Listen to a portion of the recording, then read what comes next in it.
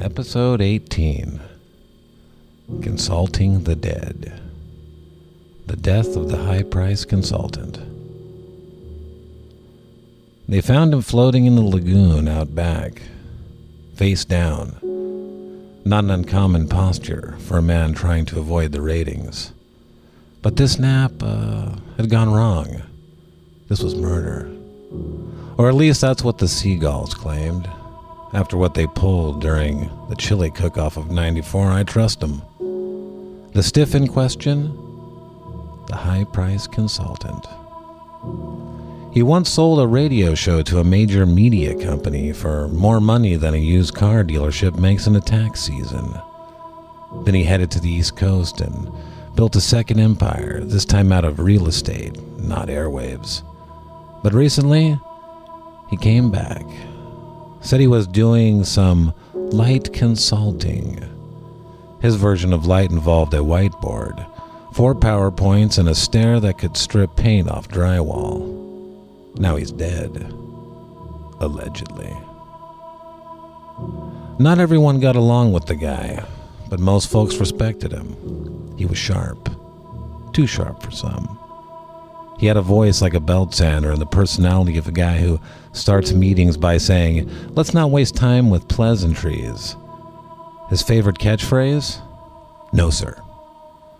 His second favorite? "You're doing it wrong." Now he's belly down in the brackish KSC lagoon, and the koi are traumatized. I lit up a Pall Mall in a fully FCC-compliant metaphorical way and started poking around the studio. That's when I found it. Clue number 1. A signed photo of Rush Limbaugh with googly eyes. That's not satire. That's a message. Whoever did this wasn't just angry. They were petty. And maybe into arts and crafts. I checked the programming logs. There it was in bold. The format flip. That's what they're calling it now, like it was some kind of natural disaster. The consultant had convinced management to modernize. He called it an aggressive pivot to the future. Listeners called it unforgivable. Talk radio was replaced with crypto polka. Then came the all lawn care hour. And finally, a show called Haunted Vegan Recipes. Callers revolted. Hosts threatened hunger strikes. One intern tried to legally emancipate himself from the station. The consultant stood by it all. "No, sir," he said. "It's what the market demands." What the market demanded, apparently, was a deep plunge into obscurity and polka-induced rage. But back to the body. The tide was coming in. I needed suspects. And one name rose to the surface like a biscuit in gravy. Brenton Powers. Street preacher. Open-air minister, known for forgiving enemies. But sometimes when a man forgives too fast, you gotta ask, what's he hiding? I found Brenton outside the station with a Bible in one hand and a sandwich he didn't offer to share in the other. "Billy," he said, "this isn't my style." "That's what everyone says," I muttered, sipping my coffee, cold, black, and judgmental. "You got motive. You hated the format flip. Your Sunday show got bumped at 2 a.m., slot between the reverse ASMR guy teaching dental hygiene through interpretive jazz." He looked me in the eyes. The man was blunt, sure, but murder? That's not in my playbook. He had an alibi, too. He'd been performing a sidewalk baptism next to De La Colmena when the lagoon got its new decoration. Witnesses confirmed it, including a mariachi band, a churro vendor, and one of the taqueria's outdoor cats. Still, something stank, and it wasn't just the lagoon. The coroner report came in. Time of death? Unclear. Water in the lungs? Nope.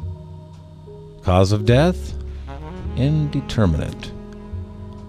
Coffee level in bloodstream. Yes. Then I found the second clue. A clipboard with a production outline. The title? Consulting the Dead. Season 1. Episode 1. Plot summary? Veteran radio consultant fakes his death to teach America the value of strategic reinvention and salt water. That's what it hit me. He wasn't dead. He was promoting. The floating body? Probably a decoy.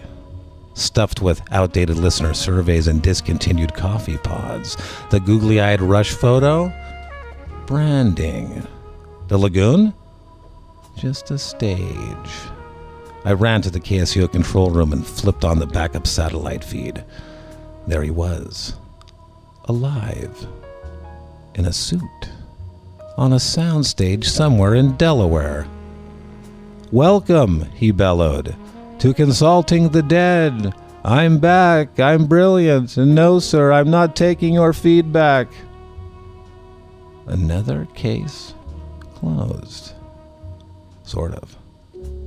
He faked his death, launched a new show, and left behind a very confused koi population. I closed my notebook, lit another metaphor, and walked into the Santa Cruz wind. Another Tuesday, and another case closed. But I left the listeners with one final stanza. He flipped the script. He played it sly. He made us laugh. He made us cry. He left us asking, who, what, why? Bananas don't belong in spaghetti. Until next time, Billy Armi, Detective.